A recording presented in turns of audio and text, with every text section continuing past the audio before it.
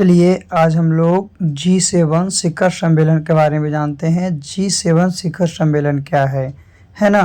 तो जी शिखर सम्मेलन है एक वार्षिक आयोजन है जिसमें दुनिया की कुछ सबसे उन्नत अर्थव्यवस्था के नेता शामिल होते हैं। यानी कि उन्नत कहने का मतलब जो बढ़े हुए आगे निकले हुए हैं, डेवलप्ड जो कंट्रीज है उसके नेता जो हैं आपका क्या होते हैं, उसमें शामिल होते हैं। यह वैश्विक चुनौती पर चर्चा करने और समाधान खोजने के लिए एक महत्वपूर्ण मंच के रूप में काम करता है। ये जो विश्व की चुनौती पर चर्चा करने वाले और समाधान खोजने के लिए एक महत्वपूर्ण मंच के रूप में कार्य करता है ना। तो G7 की शुरुआत 1973 ईस्वी में हुई थी, जब प्रमुख औद्योगिक देशों के वित्त मंत्री 1973 के तेल संकट और उसके परिणाम स्वरूप वित्तीय उथल पुथल के जवाब में एकत्रित हुए थे। यानी कि G7 की शुरुआत जो है आपको 1973 ईस्वी में हुई थी और ये तेल संकट के जब आया था 1973 ईस्वी में, उसके परिणाम स्वरूप जो वित्तीय व्यवस्था था उसमें उथल पुथल आ गया था, तो उसके जवाब के लिए एकत्रित हुए थे, है ना। तो ये है जी शिखर सम्मेलन। चलिए आगे हम लोग जानते हैं क्या है। तो जी शिखर सम्मेलन में और हम लोग जानते हैं तो 1973 ईस्वी में 5 देश थे। जो G7 शिखर सम्मेलन था 1973 ईस्वी में, इसमें 5 देश थे, अमेरिका, ब्रिटेन, फ्रांस, पश्चिमी जर्मनी और जापान की प्रारंभिक बैठक में G5 की नींव डाली गई थी। क्यों? क्योंकि उस समय आपका 5 देश थे। जो जी शिखर सम्मेलन है सबसे पहले 1973 में जब चालू किया गया था उस समय 5 देश थे। कौन कौन? अमेरिका, ब्रिटेन, फ्रांस, पश्चिमी जर्मनी और जापान, है ना। फिर 1975 ईस्वी में इटली भी इसमें शामिल हो गया। जब इटली शामिल हो गया तो ये G6 हो गया, यानी J5 था तो G6 हो गया। 75 ईस्वी में फ्रांस के रेम्बोलट में आधिकारिक तौर पर पहला शिखर सम्मेलन आयोजित किया गया था। फिर 1976 ईस्वी में इसमें क्या है कि कनाडा शामिल हो गया, तो ये क्या हो गया, G7 हो गया। क्या हो गया? G7 बन गया। फिर 1997 ईस्वी में अमेरिकी राष्ट्रपति बिल क्लिंटन और ब्रिटेन के प्रधानमंत्री टोनी ब्लेयर के निमंत्रण पर औपचारिक रूप से क्या है कि रूस समूह में शामिल हो गया। तो यह ग्रुप जो है 8 में हो गया, इसलिए G8 बन गया। और 1998 में बर्मिंघम शिखर सम्मेलन में रूस को औपचारिक रूप से समूह में शामिल किया गया था। किसको? 1998 में रूस को। चलिए, तो जिस शिखर सम्मेलन 2014 में यूक्रेन के क्रीमिया क्षेत्र पर कब्जा करने के बाद 2014 में यूक्रेन के क्रीमिया क्षेत्र पर कब्जा करने के बाद रूस को समूह से बाहर कर दिया गया था, और रूस के निकलने के बाद समूह का नाम फिर से G7 कर दिया गया। क्यों? क्योंकि उसमें 7 देश थे। तो यूरोपीय संघ 1977 से लगातार G7 के बैठकों में भाग लेता आया है। इसमें G7 के बैठकों में भाग लेता आया है कौन? यूरोपीय संघ 1997 में, 1977 से, है ना। तो ये है आपका G7 की चर्चा। चलिए हम लोग आगे जानते हैं। तो G7 यानी ग्रुप ऑफ 7 में कौन कौन था? Canada, France, Germany, Italy, Japan, फिर आ गया the United kingdom and the United state, है ना। और G8 में वही आपका रूस था, जिससे क्या किया गया था, हटाया गया था। तो ये G8 यानी कि उसमें रूस था, और G7 तो G7 में रूस आपका नहीं है। चलिए आगे हम लोग जानते हैं, है ना। तो आगे क्या है? G7 शिखर सम्मेलन में G7 शिखर सम्मेलन 13 से 15 जून 2024 को इटली देश के अपुलिया के फसानी शहर में आयोजित किया गया था। ये 2024 में G7 जो है अब कहाँ, तो 2024 में G7 जो था 13 से 15 जून 2024 में इटली देश के अपुलिया के फसाने शहर में आयोजित किया गया था। इस आयोजन में 7 सदस्य के नेताओं के साथ साथ यूरोपीय परिषद के अध्यक्ष और यूरोपीय संघ के प्रतिनिधित्व करने वाले यूरोपीय आयोग के अध्यक्ष भी शामिल हुए थे, है ना। ये जो आयोजन हुआ था तो इसमें 7 को देश, उसके साथ साथ नेताओं के साथ साथ यूरोपीय परिषद के अध्यक्ष, यूरोपीय संघ के प्रतिनिधित्व हुए थे। चलिए आगे। तो आगे क्या है कि G7 शिखर सम्मेलन जो हुआ था उसका मेजबान जो देश था वो इटली था। इसका संस्करण कौन सा है? तो 50वां है ना।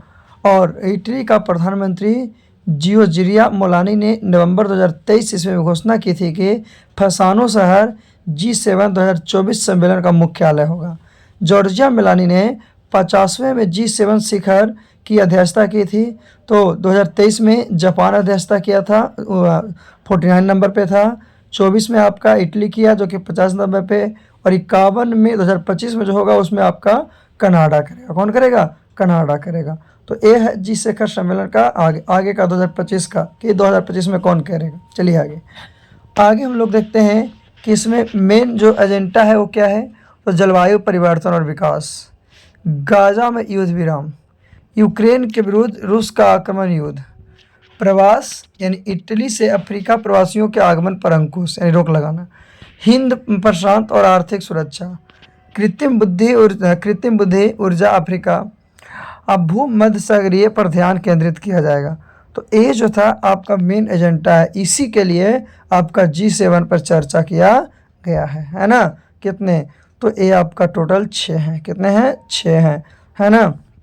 चलिए इसके बाद हम लोग जानते हैं इसके बाद और आगे G7 के बारे में कि G7 में और क्या है और क्या नहीं है।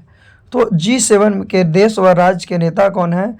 तो G7 के देश कौन कौन थे बताए थे? Canada, France, Germany, Italy, Japan, United kingdom, संयुक्त राज्य अमेरिका, यूरोपीय संघ, है ना। तो कनाडा में कौन? तो कनाडा के प्रधानमंत्री जस्टिन ट्रूडे, फ्रांस के राष्ट्रपति इमैनुअल मैक्रों, जर्मनी का चांसलर ओलाफ स्कोल्स, इटली का जॉर्जिया मेलोनी प्रधानमंत्री है मेजबान वहाँ के, फिर जापान के फुकियो किशिदा प्रधानमंत्री है, यूनाइटेड किंगडम के प्रधानमंत्री ऋषि सुनक, संयुक्त राज्य अमेरिका के राष्ट्रपति जो ब्रिटेन, फिर है यूरोपीय संघ के उर्जुला वॉन हेर, ये है यूरोपीय आयोग के है, और चार्ल्स मिशेल है जो कि यूरोपीय परिषद आगे। तो 12 आमंत्रित देश के नेता इसमें कौन कौन हैं? तो अल्जीरिया के हैं अब्दुल मजीद तोबिन राष्ट्रपति वहाँ के, अर्जेंटा के हैं जोवियर मार्ली राष्ट्रपति, ब्राज़ील के लुइस इनासियो लुना दा सिल्वा राष्ट्रपति है, भारत के नरेंद्र मोदी प्रधानमंत्री, जॉर्डन के अब्दुल्ला द्वितीय और केन्या के विलियम रूटो ये राष्ट्रपति है ना। और जॉर्डन के कौन राजा था, उसका नाम क्या था? अब्दुल्ला जेट। तो ये जो है आपका पहले कितना टोटल जो है आपका 12 आमंत्रित देशों के नेता हैं, जिसमें भी हम लोग 6 जान गए हैं। चलिए 6 के बारे में और जानते हैं कि और 6 कौन कौन है और कौन कौन नहीं है ना। तो ये सब आपका G7 के आमंत्रित देश के नेता हैं।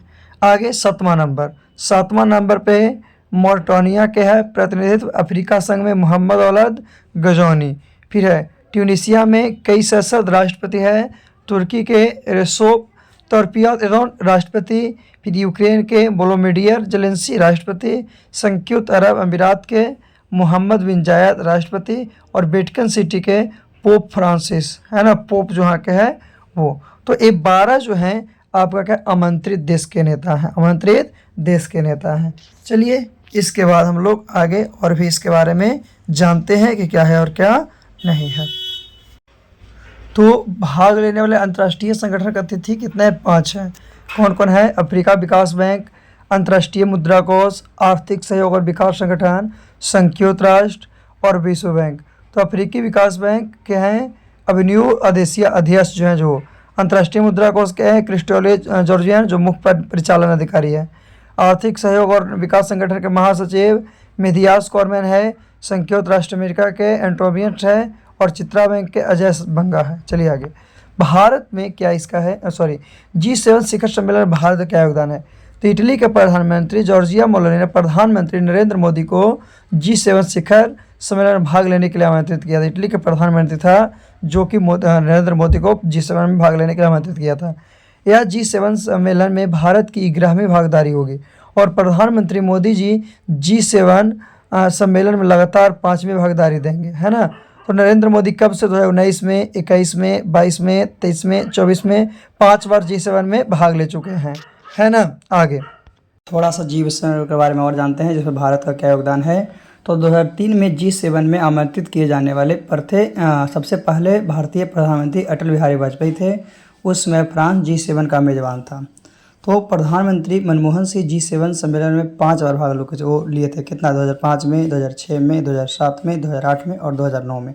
यानी जो मनमोहन सिंह थे वो भी आपको कितना बार? 5 बार लिए थे। नरेंद्र मोदी भी कितना बार लिए? 5 बार लिए। और सबसे पहले जो लिए थे भारतीय प्रधानमंत्री वो अटल बिहारी वाजपेयी थे, है ना। वो G7 में उस समय कौन? फ्रांस तो था, G7 का मेजबान देश था।